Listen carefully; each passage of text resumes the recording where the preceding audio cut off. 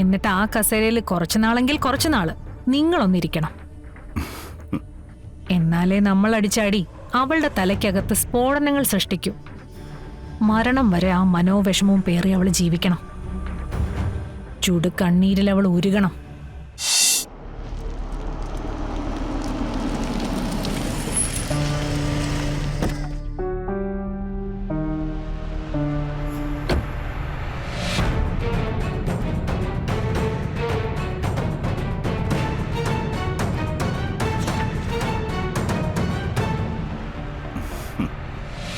എനിക്ക് കയറി വരാലോ?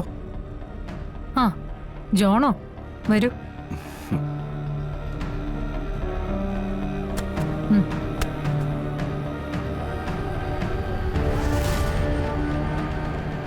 ഇവിടെയെല്ലാം സുതാര്യമാ, ഒരു ഒളിവും അറിയൂല. ഇനി അഥവാ ഉണ്ടെങ്കിൽ തന്നെ അതൊരിക്കലും ആർക്കും പിടിയൊടുക്കാത്ത രീതിയിൽ ചങ്കിനകത്ത് തന്നെ ഒളിപ്പിച്ചു വെച്ചിരിക്കുകയും ചെയ്യും. വരാൻ പറഞ്ഞപ്പോഴേ കരുതി ആർക്കിട്ട് ഒരു പിടിമുറുക്കാനുള്ള പരിപാടിയാണെന്ന്. ചില മൂരിക്കുട്ടന്മാരെ വളർത്തുമ്പോ കൂട്ടത്തിൽ 1-2 വെപ്രാളക്കാരായിരിക്കും. നമ്മുടെ ഭാഷയിൽ പറഞ്ഞാൽ അടങ്ങി മെരുങ്ങി നിൽക്കാത്തവർ. അത്തരക്കാർക്ക് നാട്ടുരീതി അനുസരിച്ച് മൂക്ക് കയറിടുന്നൊരു ചടങ്ങുണ്ട്. അത് അടക്കി നിർത്താനും ഭാവിയിൽ ഇവരെ കൊണ്ട് ഒരു ദോഷം ഉണ്ടാവാതിരിക്കാനുമാ. അങ്ങനൊരു മൂക്കുകയർ ഇവിടെ ഒരാൾക്കിടണം. അതിനാ ഞാൻ ജോണിനെ വിളിപ്പിച്ചത്. എന്താ, മൂക്കുകയറിട്ട് വല്ല ശീലമുണ്ടോ? ഇതുവരെ ഇല്ല. പക്ഷേ സുസ്മിതാ ദേവി, സുഹാസിനി ദേവി പറഞ്ഞാൽ അടിയൻ അത് ചെയ്തു പോവും. അഭിഷ്ടവരദായിനിയായ ദേവി കൽപ്പിച്ചാൽ അനുസരിക്കാതിരിക്കാൻ പറ്റില്ലല്ലോ. ആ പ്രയോഗം കൊള്ളാം, എനിക്കതങ്ങ് സുഖിച്ചു. ഇതുവരെ ഇര ആരാണെന്ന് പറഞ്ഞില്ല. ഇനി അതിനൊരു വിശദീകരണം വേണോ ജോൺ? എല്ലാവർക്കും തലവേദനയായ ഒരുവളെ ഞാനിനി പ്രത്യേകിച്ച് പറഞ്ഞു തരണോ? അവളെ ആ കസേരയിൽ നിന്നൊന്ന് ഇറക്കി കിട്ടാൻ ജോൺ എവിടെയൊക്കെ മെഴുകുതിരി കത്തിച്ചിട്ടുണ്ട്. ആ പ്രാർത്ഥനയെല്ലാം കൂട്ടിച്ചേർത്ത് ഇപ്പോഴാ കർത്താവ് ഒന്ന് സെറ്റാക്കിയെന്ന് കരുതിയാ മതി. ശാലിനി, അതെ, ശാലിനി. അവൾ ആ കസേരയിൽ നിന്നും എന്നേക്കുമായിട്ട് ഇറങ്ങണം. അതിന് ജോണിന്റെ ഒരു സഹായം എനിക്ക് വേണം. പാമ്പ് എന്റെ കൺമുന്നിലുണ്ട്. പക്ഷേ എനിക്കാവശ്യം അതിനെ തല്ലിക്കൊല്ലാനുള്ള ഒരു വടിയാ. അത് സുഹാസിനി ദേവി തരുമെന്നുണ്ടെങ്കിൽ പാമ്പിനെ എങ്ങനെ വേണമെങ്കിലും ഞാൻ തല്ലിക്കോളാം. അങ്ങനെ ജോണ് പറയും പോലെ ഒരുപാട് അടിയൊന്നും അടിക്കണ്ട. അങ്ങനെ തല്ലിയ പാമ്പ് ചാകുകയില്ല. അടിക്കണമെങ്കിൽ തലയ്ക്ക് തന്നെ അടിക്കണം. അതിനുള്ളൊരു വെടിമരുന്ന് കരുതി വെച്ചിട്ടാ ഞാൻ ജോണിനെ വിളിപ്പിച്ചു തന്നെ. എന്താ ഞാൻ ചെയ്യേണ്ടത്? ഒരു ശുദ്ധികലശം. അവൾ അവിടെ നിന്ന് ഇറങ്ങിക്കഴിയുമ്പോ ചാണകം കുറ്റിച്ചൂലിൽ മുക്കി കളക്ട്രേറ്റിന്റെ അകം മൊത്തം കഴുകണം. എന്നിട്ട് ആ കസേരയിൽ കുറച്ചുനാളെങ്കിൽ കുറച്ചുനാള് നിങ്ങളൊന്നിരിക്കണം. എന്നാലേ നമ്മൾ അടിച്ചാടി അവളുടെ തലയ്ക്കകത്ത് സ്ഫോടനങ്ങൾ സൃഷ്ടിക്കൂ. മരണം വരെ ആ മനോവിഷമവും പേറി അവൾ ജീവിക്കണം. ചുടു കണ്ണീരിൽ അവൾ ഉരുകണം. അതിനുള്ള മരുന്നായത്. അകത്ത് നോട്ടായിരിക്കും. ഇത്രയും പ്രതിഫലം ഞാൻ പ്രതീക്ഷിച്ചില്ല. ആ, അരുത്. നോട്ട് തന്നെയാ, പക്ഷേ അത് ജോണിനുള്ളതല്ല, ശാലിനിക്കുള്ളതാ. ഇത്രയും മനോഹരമായി ജില്ല ഭരിക്കുന്ന ജില്ലാ കളക്ടർക്ക് നമ്മൾ കൊടുക്കുന്ന ചെറിയൊരു പാരിതോഷികം. അവളുടെ ലൈഫ് മാറ്റിമറിക്കാൻ പോകുന്നൊരു പാരിതോഷികം.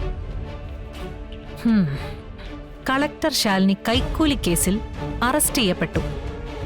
ആ വാർത്ത ഒരു 10 പ്രാവശ്യം കേൾക്കാൻ കാത് കൂർപ്പിച്ചു വെച്ചോ. അവളെ അറസ്റ്റ് ചെയ്തോണ്ട് പോകുമ്പോ ഒരു 2 പേരെ കൂലിക്ക് നിർത്തിയേക്കണം. വേറൊന്നിനുമല്ല, പൊതുജനത്തിന്റെ പേരിൽ ഒരു ചെരുപ്പുമാല ഇടാൻ. അവൾ അറിയാൻ പോകുന്നതേ ഉള്ളൂ ഈ ആയുധത്തിന്റെ മൂർച്ച.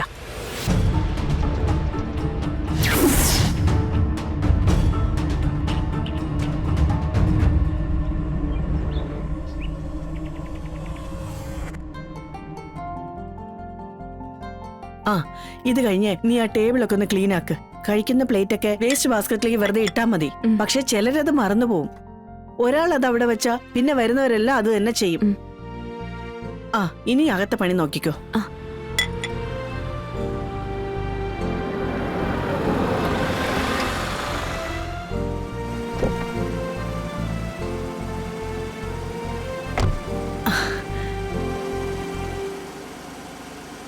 വരണം വക്കീലേ, വരണം.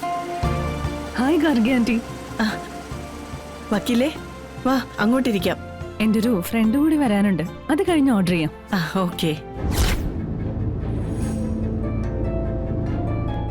എങ്ങനെ പോകുന്നു കാര്യങ്ങളൊക്കെ?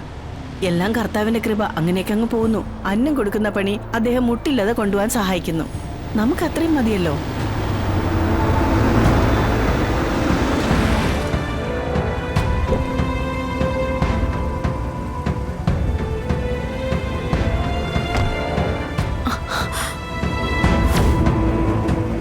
വരൂ വരൂ.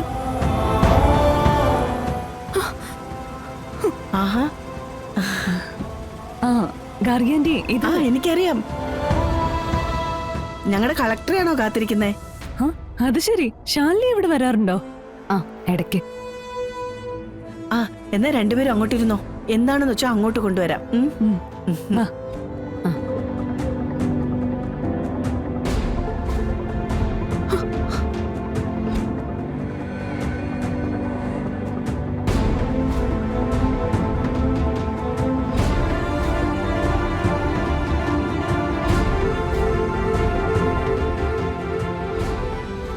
പറ, എന്തൊക്കെയുണ്ട് വിശേഷങ്ങൾ? പറയണമെങ്കിൽ ഏറെയുണ്ട്. എവിടെ തുടങ്ങണം എവിടെ അവസാനിപ്പിക്കണം എന്നതാണ് വിഷയം.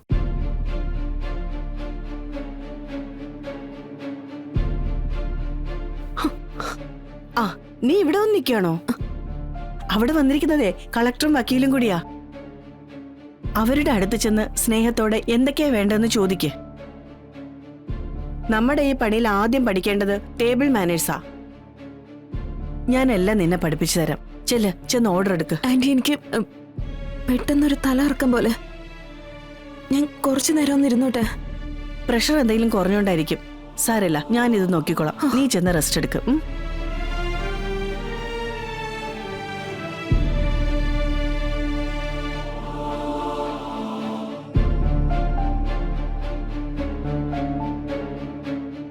ശാലിനി പറഞ്ഞു വരുന്നത് എനിക്ക് മനസ്സിലാവുന്നുണ്ട്. പക്ഷേ ആ, എന്താ രണ്ടുപേർക്കും വേണ്ടത്? ആന്റി, ഞങ്ങൾക്ക് 2 ചായ വേണം. ബാക്കി ഞങ്ങൾ പിന്നാലെ പറയാം. ശരി.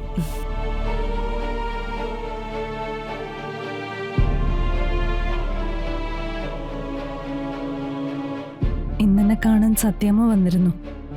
കേസ് ഏൽപ്പിക്കാനാണോ? അതെ, തനിക്കെതിരെയുള്ള കേസ്.